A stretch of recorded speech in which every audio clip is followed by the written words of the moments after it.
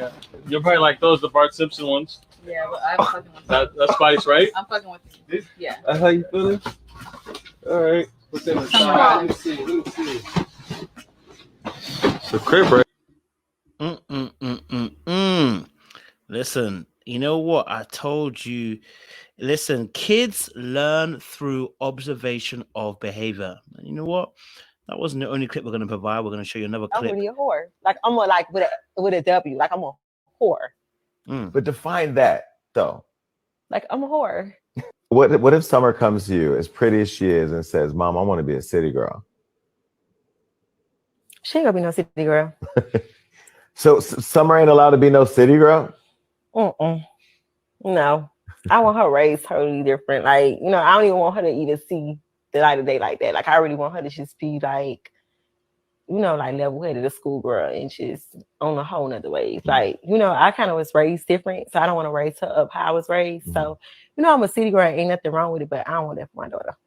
I'm really a whore. Like, I'm a, like with a W. Like, I'm a whore.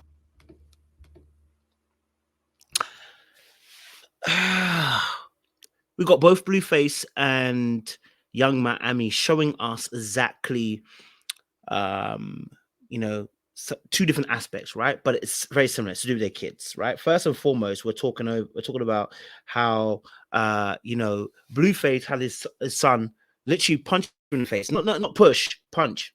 Now, I would have never dreamed of that in my old age. Never would have dreamed of it. Why? Because hitting your parents was frowned upon. It was disciplined. You were told that your parents are off limits. That's something you don't do. You're taught that, right? And then, you know, young Mammy saying she doesn't want her daughter to become a city girl. It doesn't matter what you want if you're not going to show her differently. If you're out here being a city girl for Diddy, guess what's going to happen? She's going to want to try what you didn't conquer. Is what it is, right? So the thing is, it's not about what you say, it's about what you do. You have to be doers, not showers. And in fact, it's biblical. The Bible says, you know, that you know, that talk about the people that that do are doers of the word, not just say, but doers of the word, right? Now, look, of course, everybody has their downfalls and the things that make them. But the reality is, both these particular people, I'm sure they don't want them to follow their children to follow in the same footsteps. But the thing is, you need to make different choices and different changes, right? So young Mammy talking about how she doesn't want her daughter to be a city girl. Why? Because she identifies that being a young city girl is problematic. But you're saying that, you know, you had a different upbringing. So you see, what's going to stop them from becoming a city girl is, one, their own choice, but two, what input of information, knowledge, and wisdom that you embed in your child. And then what you show them. Do you show them love? Do you show them affection? Do you show them care? Are you healed? Because how you interact with them is what's going to push them towards their proclivities. Things that that is in the bloodline. What I call a bloodline, meaning the deep cells of the DNA of the individual person. Some might call it generational curse. And I would say that, you know, it's interesting that children seem to follow in the footsteps of their parents. The reason being, it's in the blood.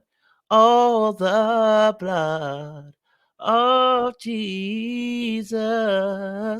You know, it's in the blood. Right, and so you can't get away from it. It's someone that will follow that child. So until they make a different choice, and that only happens when they're shown and not just told.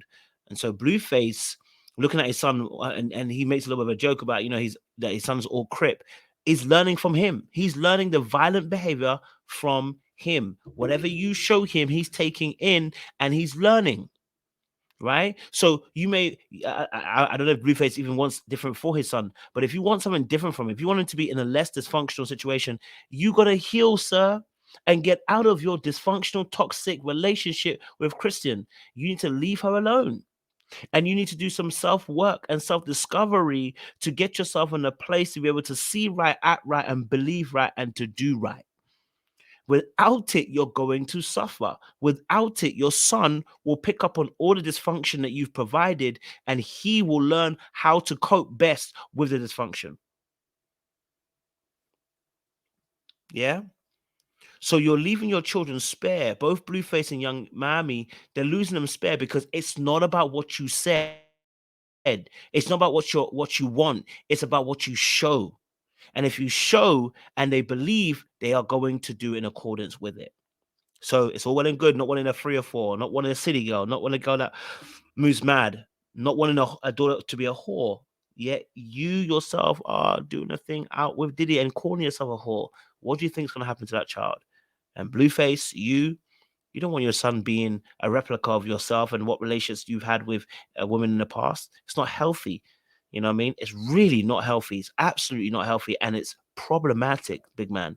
You know, but that's my sentiments and 2 thoughts. And it's quite interesting as well because I was watching another video with Lil Wayne, and Lil Wayne does something really interesting, and I wanted to do a separate video for it. But he actually stops his interview, Lil Wayne, to actually respond to a message from his son, and I love that. I think that is what we need to see. You know, in future, fathers that are present and are willing to give up their time for their kids. So if you're new to the channel, make sure you like, share, subscribe, click on the bell button for notification of uploads. We appreciate you guys. Stay locked, stay loaded.